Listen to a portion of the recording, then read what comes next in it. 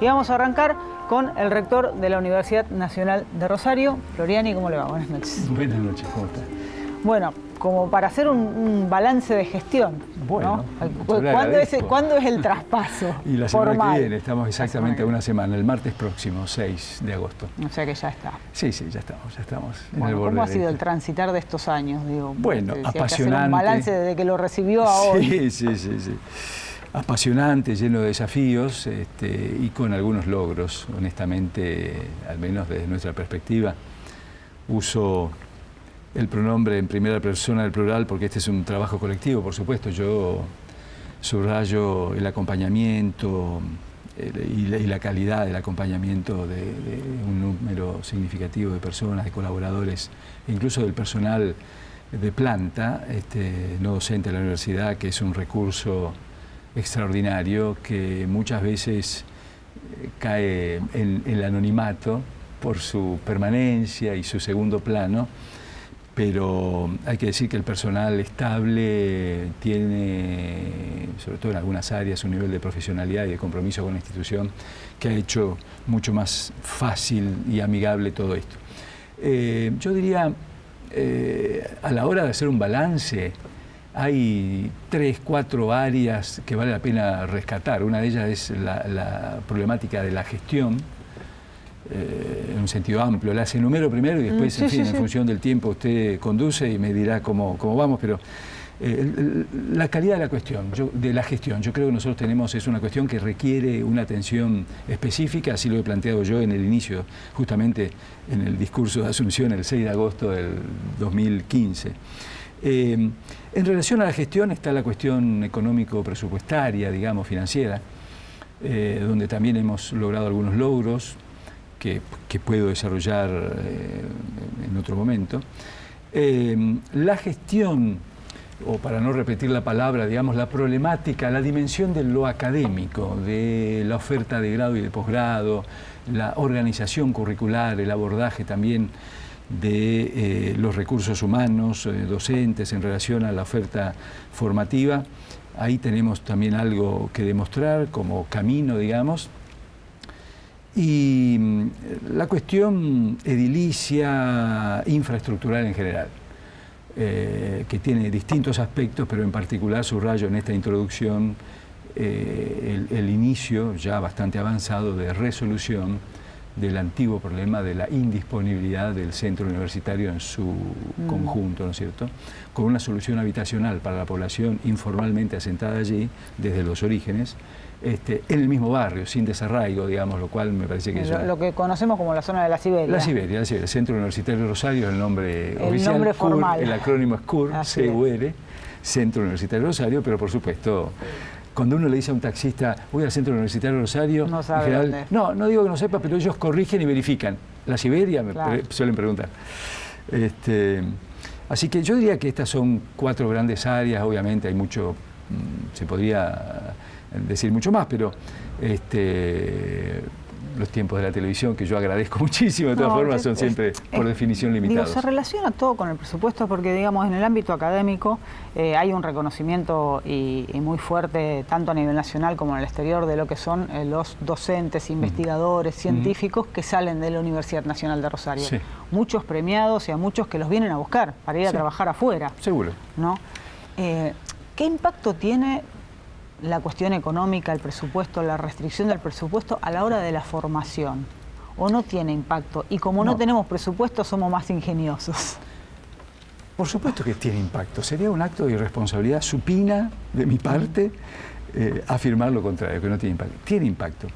Lo que sí yo también señalo al mismo tiempo, inmediatamente después de decir esto, digo, no podemos quedarnos solo con esto. Porque además hay sobredeterminaciones, digamos, hay contextos, es decir, nuestro país, lamentablemente, no podemos olvidar, tiene una historia de incapacidad, de invocar un camino de desarrollo permanente y sustentable en el tiempo.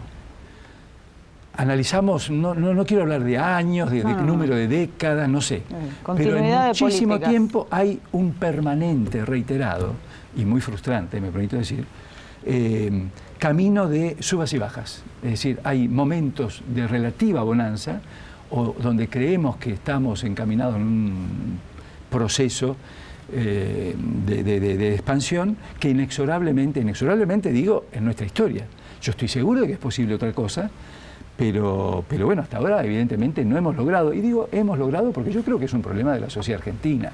Esto va más allá de las responsabilidades de los gobiernos. Es decir, hay algo que nos hace que no logremos tomar un camino así. Entonces digo, ante ese dato de la realidad, nosotros tenemos la responsabilidad, en este caso concretamente quien les habla como rector de la UNR, de hacer lo mejor posible en este contexto de incertidumbre, digamos. Dicho eso, yo debo decir que lo que nos puede hacer sentir orgullo es que aún en un contexto de incertidumbre y obviamente en el último tiempo de restricciones presupuestarias, que de todas formas, si tenemos tiempo, puedo aclarar qué significa esto en lo concreto, la universidad, es decir, nosotros hacemos un esfuerzo de hacer lo mejor posible con lo disponible y no nos va mal en este sentido, no es para resignarse, simplemente digo, no podemos decir... Hay que gestionar igual. Exactamente, para eso fui elegido, para eso somos elegidos los que tenemos esta responsabilidad. Por otra parte, estamos acostumbrados también a que hay, es decir, el 2017 fue completamente distinto al 2018, por ejemplo. En el cálculo presupuestario para el 2018 no sabíamos la crisis que iba a venir, ¿se entiende? Entonces, digamos, evidentemente hay una influencia, pero uno tiene que tener una mirada que va más allá de lo coyuntural, si no, no hay forma de gobernar, digamos. Cuando uno hace una evaluación concreta, digamos, y objetiva,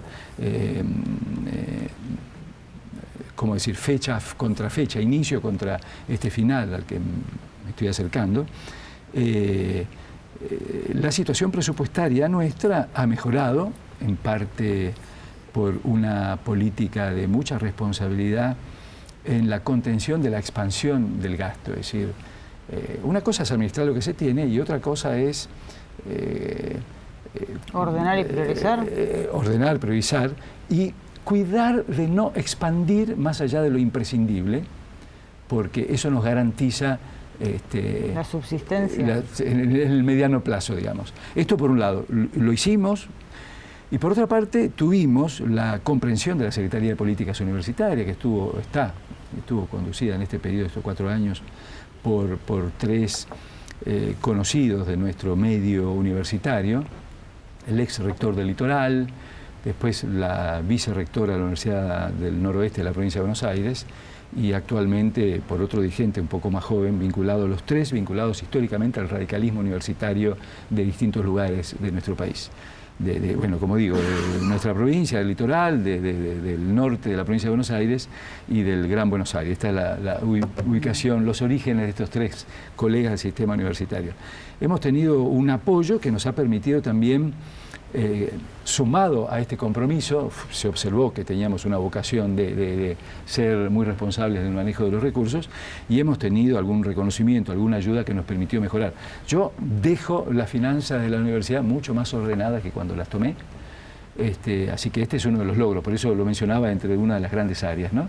Estamos mejor, yo asumí con un ratio, una relación entre el presupuesto total y el gasto en salarios del 97%. Para salarios. Y un 3% restante para el resto. Sí.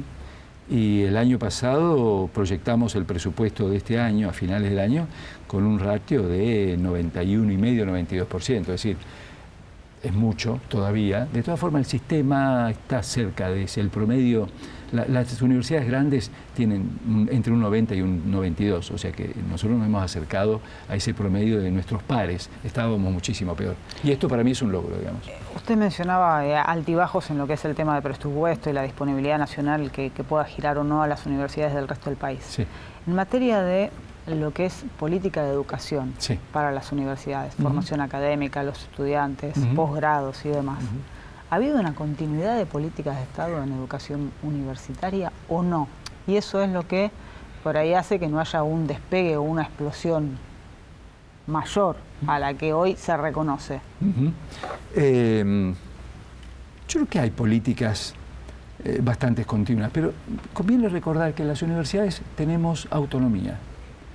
Entonces, los gobiernos difícilmente inciden directamente en esto. Es decir, hay políticas macro. Sí, un marco general. Un marco general, que de todas formas hay una tradición muy respetada por los funcionarios en varios gobiernos ya. Esto es fruto... Yo soy de los que tiende a ver lo que el vaso tiene de contenido, no lo que le falta.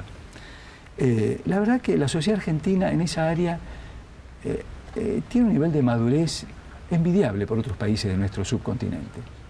El sistema universitario está muy arraigado en la sociedad y distintos gestores del Estado nacional, que es el que administra las universidades porque son nacionales, han reconocen esto, digamos. Entonces, las reglas del juego se mantienen. El sistema universitario tiene un consejo de rectores, el CIN, Consejo Interuniversitario Nacional, que, digamos, interactúa intensamente con el Poder Ejecutivo y con el Parlamento, de manera que hay un grado de autonomía considerable. Las políticas, cuando salen del Poder Ejecutivo o del Congreso de la Nación, en general salen con consenso del Consejo Interuniversitario. Difícilmente surge le da más autoridad y más peso específico. Exactamente. Entonces, en ese contexto yo diría, hay cosas que tienen características de política de Estado, pero además la universidad propia tiene su propia política de Estado, entre comillas, quiero decir, más allá de la renovación de autoridades. Ha habido una polémica en el último tiempo, si se quiere en los últimos 2 años, un poco más intensa con respecto a la universidad pública y abierta. Sí. ¿Cuál es su postura? Sobre todo, y voy a tomar esto, de los estudiantes que vienen de otros países. ¿No? Porque está esto, en Brasil tienen que pagar, en Chile tienen que pagar. No todo en Brasil. Ahora le explico. Es un tema, a mí me apasiona. Yo soy consciente de que me expongo, hablando con franqueza, a estas cosas, porque hay una propensión. El tema es complejo. Sí. Entonces, podría ser que no se entienda. Y después hay pícaros que, aun cuando se entienda, usan frases para escandalizar, digamos. ¿Qué porcentaje de alumnos extranjeros hay en la Universidad Nacional de Rosario? El porcentaje no lo tengo acá. Le puedo dar algún dato específico en algunas carreras, en alguna facultad. Pero quiero decir lo siguiente. Yo creo que el modelo de universidad que nosotros tenemos es abierto, de los más abiertos que existen en el mundo. Hay pocos países que tienen este nivel de apertura. Donde apertura, digo, no arancelamiento y además no restricción de números, prácticamente total. En nuestra universidad yo diría absolutamente total. La universidad pública argentina es casi exactamente igual en todas partes en este sentido. Yo creo que eso es un valor, está consolidado. Yo creo que no es incompatible con este derecho planificar algunas áreas y cuantificar en función de necesidades nacionales, consensuadas, construidas democráticamente, esas cifras. Nosotros tenemos una experiencia nefasta de limitación en gobiernos de facto. Entonces, eso, obviamente, ante eso, es decir, nada que ver. Eso no es un parámetro. Pero en democracia, con una experiencia de muchos años de este sistema, yo estoy convencido de que podemos democráticamente definir eventualmente algunas prioridades, priorizar, incentivar algunas áreas, desincentivar otras, pero esto es un debate hacia el futuro. ¿Con arancelamiento o examen de ingreso? No, arancelamiento no. Entonces, le digo, pero estoy abriendo, no es un tema instalado, simplemente le doy un contexto para esta aseveración. Yo creo que la apertura es un valor, porque esto permite un acceso, una penetración más amplia en el tejido social. Sin embargo, tampoco podemos conformarnos con eso. Y no podemos tener la aseveración, que somos proclives a esto, de que como es así, ya está resuelto el tema. No. Esta apertura termina siendo, con estas reglas, digamos, de no arancelamiento y demás, por ahí relativamente superflua para el sector más alto de la pirámide socioeconómica y absolutamente insuficiente para el sector más bajo.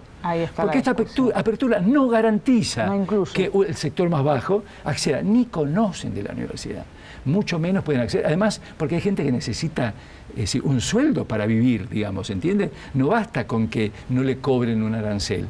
Necesita un chico, un joven de cierto sector, lamentablemente significativo en nuestra estructura social para llegar. Entonces, tampoco nos quedamos Gardel con que esto garantiza, no, de ninguna manera, nos falta muchísimo, pero mientras tanto es mucho mejor que otras cosas. Dicho esto... Perdón, ahí sí. Es el Estado el que tiene que resolver cómo los sectores más postergados de la sociedad pueden acceder a la universidad, porque hoy el que accede a la universidad en general es clase media, media algo baja si se quiere, pero el resto está afuera.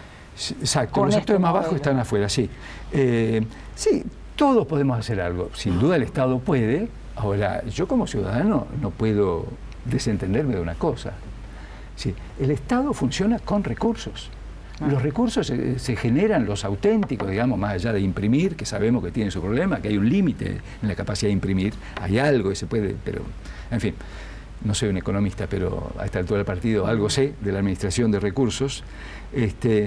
Entonces, nosotros tendríamos que encontrar un camino de desarrollo que nos permita crecer en la capacidad de producir riqueza para garantizar un Estado capaz de proveer los bienes públicos en la cantidad y calidad que pretendemos. Es decir, no está disociada la posibilidad del Estado de atender todo esto de nuestro crecimiento económico. No si nos empobrecemos, claro, el Estado va a poder cada vez hacer menos. Si los chicos no van a la escuela, no terminan la secundaria, tampoco pueden acceder a la universidad. Tal cual. Entonces, el problema es complejo. Yo insisto, tenemos que verlo en su integralidad. El Estado, por supuesto que es un actor clave. En la CRES, la Conferencia Regional de Educación Superior, regional por América Latina y el Caribe, todo el subcontinente del año pasado, que se hizo en conmemoración del centenario, se hizo en Córdoba, centenario de la Reforma. El documento que sacó la CRES reitera, ya lo había firmado en el anterior, la CRES se organiza cada 10 años, reitera el compromiso indelegable de los Estados en garantizar ese bien público que llamamos educación superior. La Argentina, con muy pocos países del subcontinente, es de las que está más cerca en este sentido. Vuelvo a la pregunta porque no quiero escaparme del tema. No. Brasil no lo garantiza. La matrícula estudiantil universitaria se distribuye de esta manera: 80% en el sistema público, 20% en el sistema no público. En Brasil, 25% en el sistema público, 75% en el sistema no público. Tremendo. Entonces, en el 25% también existe el no arancelamiento, pero hay unos números terribles. Entonces, suelo dar este ejemplo. La única facultad de arquitectura pública de la mayor metrópolis de Sudamérica, que es San Pablo, hay una sola facultad pública, tenía hace un tiempo, pudo haber variado un poquito, pero 160 plazas anuales. Entonces el resto de los habitantes, los jóvenes de esa metrópolis, tienen que dirigirse al sistema arancelado privado de gestión no estatal, y eso es lo que deriva, no en arquitectura, pero sí en medicina, por ejemplo, Entonces, yo digo, la apertura, nosotros estamos comprometidos también en el marco de las reglas del Mercosur, de tratar a los ciudadanos del Mercosur con las mismas reglas nuestras. Lo que pasa es que tenemos reglas muy distintas, y este es el meollo del problema. Termina habiendo una transferencia, digamos, de esfuerzo hacia la sociedad brasileña que yo creo que no es legítima, no es equitativa. Brasil no es un país más pobre que nosotros. Brasil es una semipotencia, ahora está saliendo de una crisis bastante complicada, pero no nos olvidemos que en términos de peso relativo en la geopolítica, claro, es más potente que nosotros. Yo me resisto a que esto no sea abordado en una perspectiva de reciprocidad. Cuando hubo el terremoto en Haití, que es el país más pobre de todo el continente, Argentina tuvo una política absolutamente legítima y loable que nos debe enorgullecer. Estoy hablando, creo que hace como 15 años, no me acuerdo exactamente cuándo fue ese terremoto. Le dimos cabida a estudiantes haitianos, y de hecho tenemos en nuestra ciudad desde entonces, y después siguieron viniendo y demás. Obviamente la población de Haití no es comparable con la de Brasil, claro, etcétera, etcétera, etcétera. Entonces, una cosa es ayudar a unos hermanos continentales que están en el último escalón. Otra cosa es subsidiar a la clase medio-alta brasileña. Entonces, esto no es ser restrictivos, esto es asumir con responsabilidad la gestión de los recursos públicos. Entonces yo digo, deberíamos plantear una relación de reciprocidad. Lo que nosotros hacemos para allá deberíamos recibir y viceversa. Interesante. Tengo que cerrar, breve. Mencionaba que deja el presupuesto Sí. más ordenado. ¿Cuál es el desafío del rector que asume? O sea, a Yo su diría, entender. estamos trabajando ¿A semanalmente futuro? con él, sí. Yo creo que hay algunas cuestiones claves. Yo mencioné hace un rato, usando metafóricamente el concepto de políticas de Estado, entre comillas, de la universidad. Yo creo que lo que estamos haciendo en relación a la seriedad en la administración de los recursos, el concepto de gestión de calidad, una política académica innovadora, pero tratando de visualizar la oferta formativa integralmente, generando interacción. Se generó en mi gestión, en mi periodo, la primera carrera de grado interfacultades. Hay que generar mucho más de eso. Y continuar también nuestra política referida a la infraestructura, que ha sido muy significativa. Yo quiero señalar acá, deme un minuto más, por favor, lo que estamos haciendo en acuerdo, en consonancia con la provincia y con el municipio para la ciudad universitaria. El Centro Universitario de Rosario aborda desde hace un año y medio prácticamente una transformación muy significativa que nos va a permitir disponer de todo el suelo que por ley nos corresponde y resolviendo la situación habitacional de las familias que están informalmente ahí adentro en el mismo barrio, en suelo de la universidad que lo cedimos para esto. Esto va a producir un efecto extraordinario en la posibilidad de proyectarnos nosotros hacia adelante como campus de la UNR, pero al mismo tiempo va a tener un impacto muy positivo, ya lo está teniendo, en el barrio. Entonces, yo espero y confío en que esto va a ser así, que mi sucesor va a tener la mirada de reconocer lo positivo de estos esfuerzos y va a haber continuidad en las grandes áreas. Muchísimas gracias, Lorena. Gracias a ustedes. No se vaya, volvemos enseguida.